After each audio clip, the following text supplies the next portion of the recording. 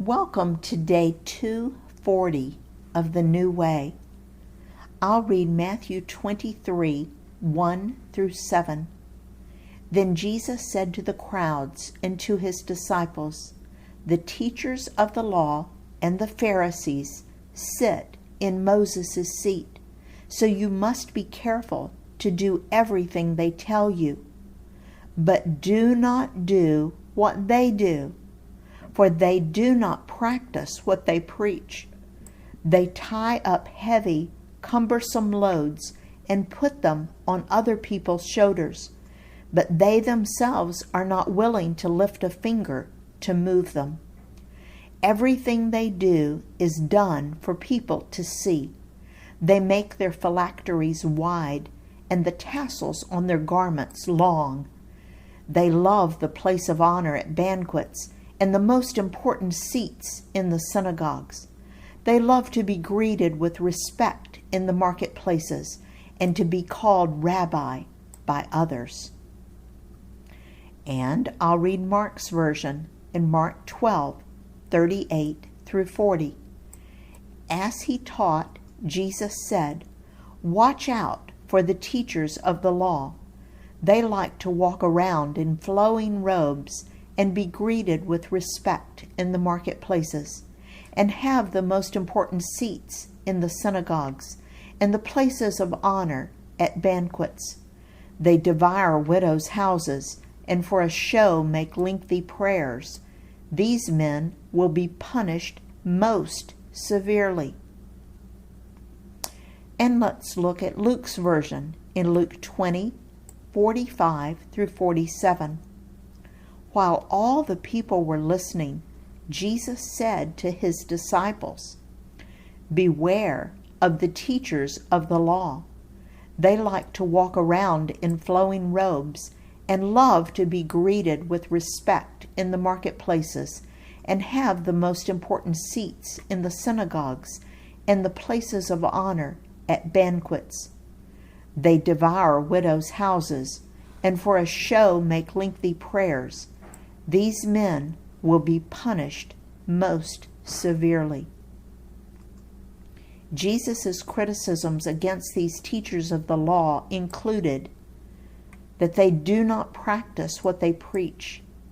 They place heavy, cumbersome loads, rules and regulations, on the people.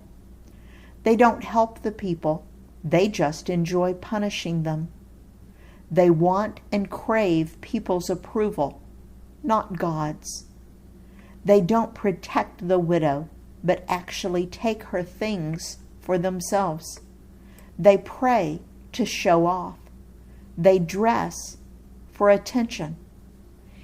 If they were practicing the two greatest commandments that we talked about on day 238, I don't think these things would be happening. Then Matthew records more of Jesus' teachings. I'll read Matthew 23, 8 through 12. "But you are not to be called rabbi, for you have one teacher, and you are all brothers. And do not call anyone on earth Father, for you have one Father, and he is in heaven.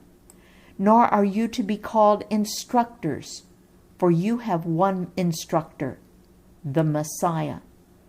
The greatest among you will be your servant. For those who exalt themselves will be humbled, and those who humble themselves will be exalted."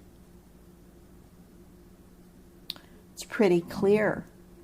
Don't be called teacher or rabbi or leader or instructor.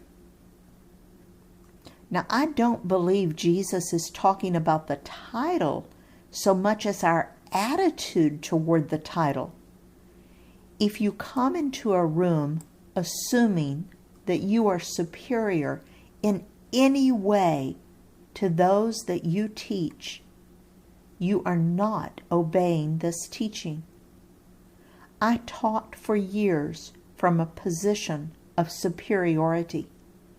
I thought I was better than everyone else, and they needed to learn what I already knew. But God has corrected my attitude through the years. Now when I enter a teaching situation, I consciously submit myself to God as a fellow student. God has brought the class together for one purpose, for Him to teach anyone who wants to learn. If my attitude can be one of a fellow student, then I can learn from God and from my fellow students, and I can share with them what God has taught me. But it has to be from a heart that is humble and transparent and open to God's truth. If there is even a shred of superiority, Satan will use it to mess up the class, and no one will learn anything of value. While we should show respect to our spiritual pastors, teachers, and leaders, we must keep our eyes focused on Jesus. We are all God's servants and all sinners who have simply invited Jesus into our lives. All glory and praise belongs to God. And yes, Jesus states clearly that we should not call our spiritual leaders Father. I called my biological father Daddy and felt uncomfortable when he was referred to as my father. I only have one Father. In His service, Dale.